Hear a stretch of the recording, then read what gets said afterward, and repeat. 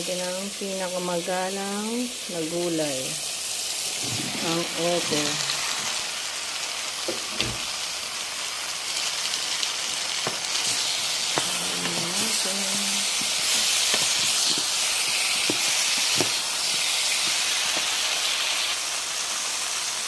Lagyan natin ng water.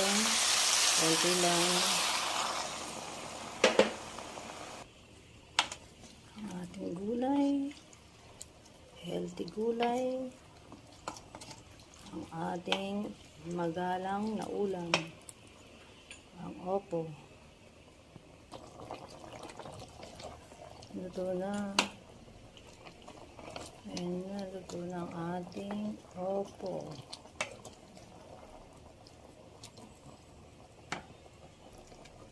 Kanina walang gaanong